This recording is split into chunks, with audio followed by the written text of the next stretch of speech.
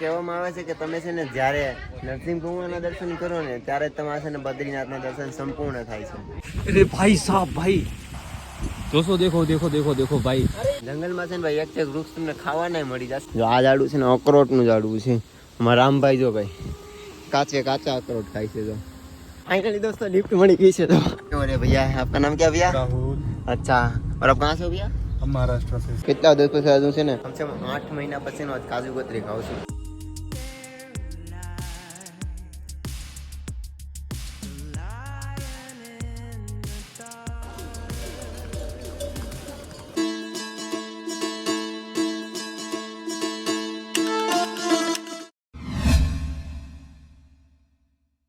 हर हर महादेव। तो नवा लोग में તમારું બધાનું સ્વાગત છે। તો મિત્રો હવે નીકળી ગયા છે ધીમે ધીમે યાત્રામાં આગળ।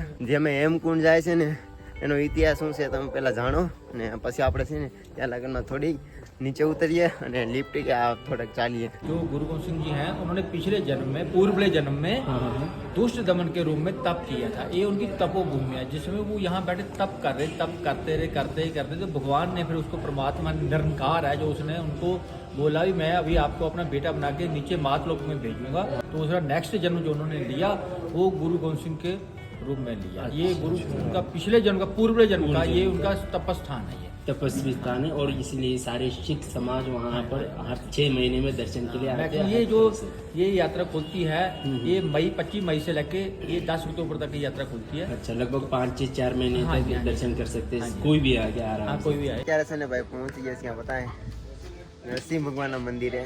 આ જગ્યાએ છે જ્યાં છે ને ભાઈ બદ્રીનાથની ડોલી 6 મહિના બદ્રીનાથમાં રહે છે, 6 મહિના જોશીમઠમાં રહી છે। આ છે નરસિંહ ભગવાનનું મંદિર। અને મિત્રો કહેવામાં આવે છે કે તમે છે ને જ્યારે નરસિંહ ભગવાનના દર્શન કરો ને ત્યારે તમારા છે ને બદ્રીનાથના દર્શન સંપૂર્ણ થાય છે।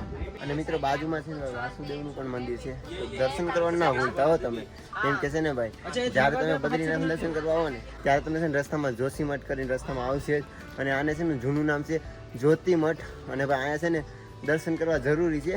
ને એ પણ કહે છે લોકો કે જ્યાં લગન છે ને નરસિંહ ભગવાનનું મંદિર છે ને ત્યાં લગન બદ્રીનાથનું મંદિર રહેવાનું છે।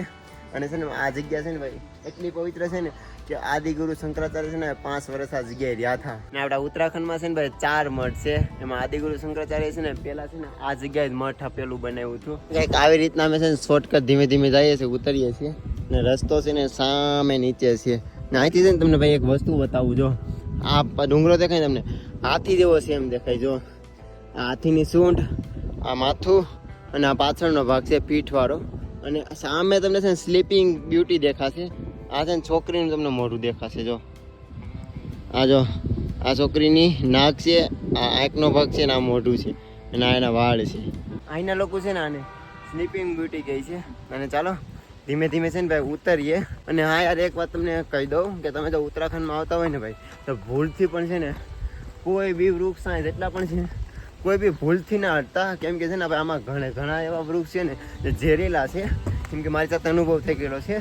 હું અને દિનેશભાઈ અને રામભાઈ આવતા હતા રસ્તામાં ત્રિયોગી નારાયણથી। તમે છે ને મને કંઈક આવું ઝાડવું હતું એક રસ્તામાં તો આંગળી અડી ગઈ। એટલે ભાઈ છે ને મધની માઇક કરે ને એમ 2 દી લગન છે ને આંગળી થોડી ખોજી ગઈ અને છે ને બળતું રહ્યું। ક્યારે પણ ઉત્તરાખંડમાં આવો ને તો પ્લીઝ ઝાડવા છે ને જોઈ કારીને ચડવાનું। तीनों भाई निकल चुके हैं। ये राम है, इधर भावेश भाई है।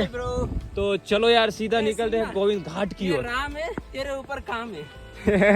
अरे भाई साहब भाई दोस्तों देखो देखो देखो देखो भाई जंगलों में ना ये नॉर्मल है यार, कहीं पे भी आपको कुछ भी देखने मिल जाएगा। तो वाह आ जा रहा है लेकिन एकदम ग्रीन कलर का यार। જંગલમાં છે ને ભાઈ એક વૃક્ષ તમને ખાવા નહીં મળી જશે એવું નથી કે બધા ઝેરીલા જ હોય। જો આ ઝાડું છે ને અખરોટનું ઝાડું છે। અમારા રામભાઈ જો ભાઈ કાચા અખરોટ ખાય છે। જો મિત્રો છે ને આ ઝાડું દેખાય ને તમને ભાઈ બીછું પેડ કરીને ઓળખાય છે। આમાં છે ને કાંટા કવડા જો આ ઝાડવામાં છે ને મને ભાઈ હાથ અડી ગયો હતો। મારી તો છે ને હાલત ખરાબ કરી દીધી આ ઝાડવાએ। એટલું બરે જેમ ઝેરી મધની માય કેવડી હોય ને કે વીસી કેવડો હોય એવી રીતના કવડે બીછું પેડ છે। અને એમાં તમે ટાટા પાણીમાં તડા દીધા તો વધારે ભરે।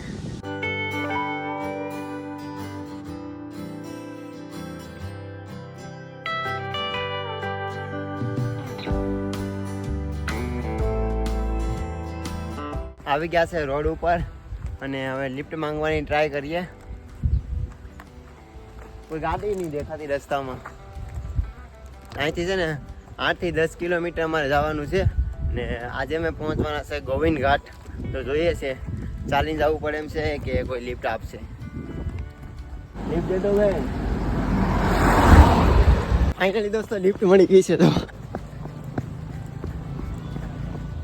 फाइनली दोस्तों अपने को लिफ्ट मिल चुकी है. और भैया है, आपका नाम क्या भैया? राहुल. अच्छा, और आप कहाँ से हो भैया? हम महाराष्ट्र से सातारा. अब महाराष्ट्र से हो? हाँ. मैं महाराष्ट्र की यात्रा कर चुका हूँ साइकिल से. कहाँ कहाँ घूमे? 500 ज्योतिर्लिंग भी कर चुका हूँ. हम्म. फिर भीमा शंकर, अंजनेरी, शिवनेरी, नासिक, शिरडी, शनि सिंगनापुर सब जगह गया हूँ मैं. कैसा लगा महाराष्ट्र अंजनेरी हमारा? बहुत अच्छा.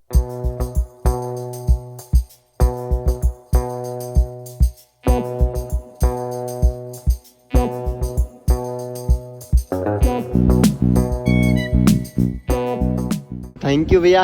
और भैया है महाराष्ट्र से, तो आपकी यात्रा मंगल में हो. सही आपकी भी. ધન્યવાદ ભૈયા. પહોંચી ગયો છું ગોવિંદ સિંહ ઘાટ અને ભાઈ છે ને સામે જ છે આ છે ગુરુદ્વારા. તો પહોંચી ગયો છું ગુરુ ગોવિંદ સિંહ ગુરુદ્વારામાં ને રામભાઈ પણ પહોંચી ગયા છે. દીનુભાઈ છે આપણે જે પાછળ છે આવે છે.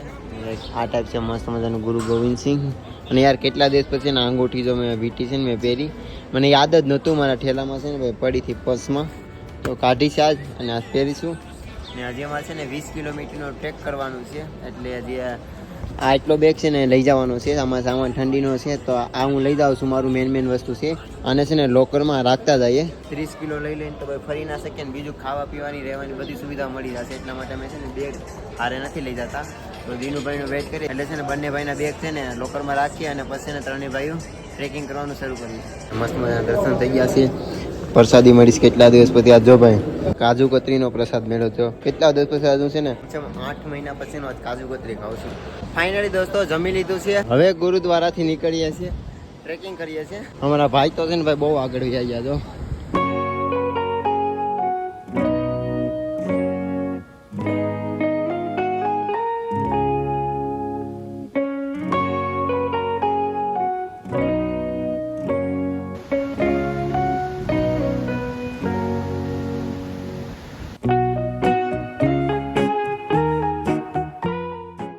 કિલોમીટર છે ને ખડી ચડાઈ હતી એટલે 50 રૂપિયામાં છે ને આજ ભાઈના ગાડીમાં આવ્યા છે. ઉના ગામ ઉતરા છે ને હવે અહીંથી છે ને ટ્રેકિંગ શરૂ કરીએ છીએ. ને ભાઈ અહીંયા છે ને ભાઈ 90 ડિગ્રી ભાઈ છે ને પહાડ ઉપર છે, આમ સીધું જ ને શું નજારો સાઈનો જો ભાઈ.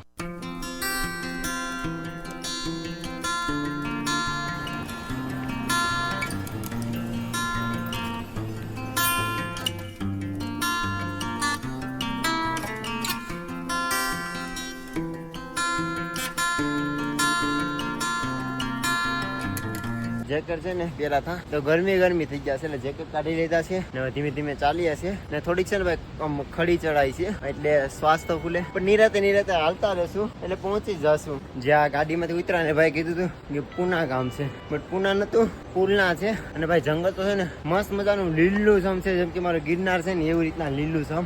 અહીંયા છે ને જંગલી ભાલું છે ને બહુ જ છે. બાજુમાં તમને જે નદી દેખાય ને એ નદી છે લક્ષ્મણ નદી.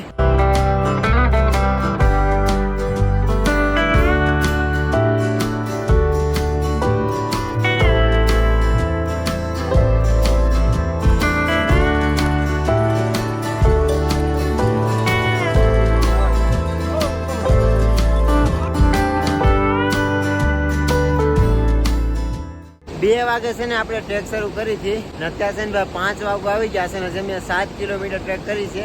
ને અહીંયા છે ને ભાઈ મસ્ત મજાનો ભાઈ નદીનો છે ને વોટરપ્રૂફ જાય છે. આ છે લક્ષ્મણ નદી અને આ નવો પુલ બનાવ્યો છે જો અત્યારે, અને આ જૂનો પુલ છે. ભાઈ એક વાતનું ધ્યાન રાખજો પ્લીઝ, અગર તમે પણ છે ને ભાઈ આવી પ્રકૃતિ જગા ઉપર આવો છો ટ્રેકિંગ કરવા કે દર્શન કરવા તો પ્લીઝ કચરો છે ને ભાઈ તમારી સાથે લઈને જાજો, યા તો ડસ્ટબિનમાં રાખજો. કેમ કે આપણા લીધે કોઈ બી જાનવરને યા જંગલને છે ને હાનિ ન થવી જોઈએ.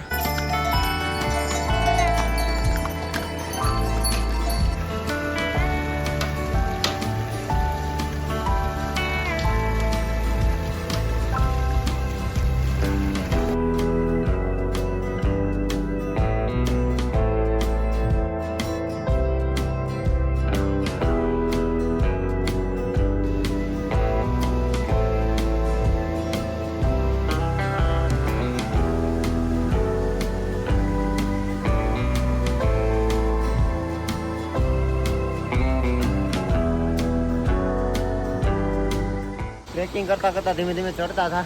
હજી 3 કિલોમીટર જેટલું છે. શ્વાસ ફૂલી ગયો ભાઈ. જે ઘોર જંગલ છે જો. ના છે ને ભાઈ એક નવી વસ્તુ તો મળી. આ મોટું મસ્ત મજાનું ઝાડવું છે અને મૂળિયામાં થળિયામાં જ પાણી આવે જો. ગુજરાતમાં છે ને આપણે ટોમ ધોકાનો તડકો પડતો હોય છે, બટ અહીંયા છે ને થોડી થોડી ઠંડી પડે છે. બીજું કે કોરોના વાયરસ છે ને ધીમે ધીમે શરૂ થઈ ગયો છે, તો પ્લીઝ માસ્ક પહેરજો અને ધ્યાન રાખજો. ભાઈ સાહેબ આઈનો શું નજારો છે તો. અને અહીંયા છે ને ભાઈ હેલીપેડની સુવિધા છે.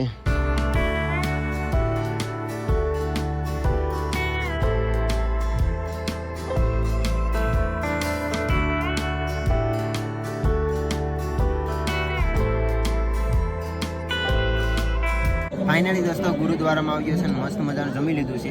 દૂધય પીવડાવે જો ને રૂમે આપી દીધી છે ને બધું ફ્રીમાં. મતલબ બહુ મસ્ત મજા આવી ગઈ ભાઈ. આ દૂધ મળી ગયું કેટલા સમય પછી ને ખાવાનું તો એવું હતું તેમ લાગ્યું ઘરનું ખાઈ લીધું યાર એવું લાગ્યું. કેમ દિનેશભાઈ કેવું લાગ્યું?